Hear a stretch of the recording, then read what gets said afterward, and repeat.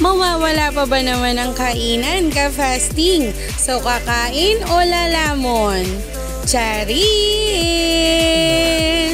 So nandito po tayo ulit sa Lingayen at ito po ang GNG Sangyupsal na nag-offer po ng Eat All You Can sa Sangyup nila.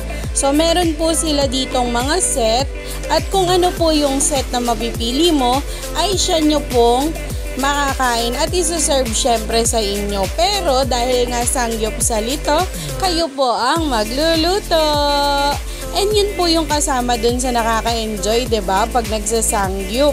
And syempre palakasan na lang po ng sikmura, paramihan ang makakain para masulit din ang bayad. Oh, pinindot pa ng jowa ko. Kung sure daw ba na mainit na or hindi pa.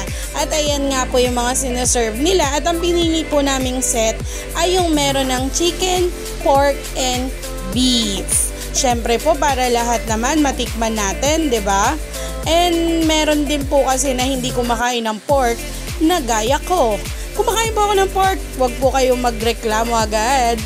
Taba lang po ang hindi ko kinakain. Pero dahil nga po ganyan ang mga karne ng sangyup, hindi ko po talaga makakain dahil mataba po talaga siya. Pasensya na po at hindi po ako nag-iinarte. Ayan na nga, nag-umpisa na. Ito po yung nilive ko nung nakaraan. At hindi ko na po nakunan yung kanilang mga set. Pero yung set po na nakuha namin is pricing of $399 kung di po ako nagkakamali or 400 each person. So, kailangan talaga na sulitin natin, di ba ka-fasting? Pero yung pagsusulit ay wag namang sobra. Kasi alam naman natin sa mga katawan natin kung hanggang saan at kung hanggang gaano lang ang dami ng kaya natin.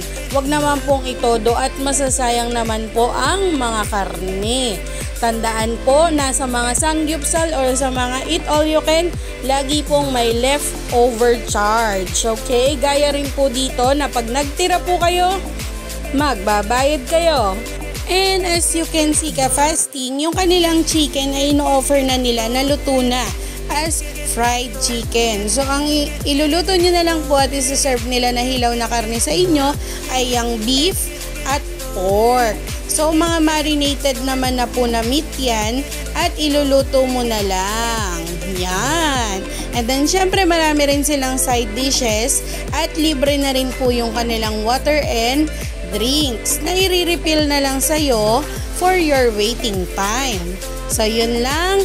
Bye-bye ka-fasting!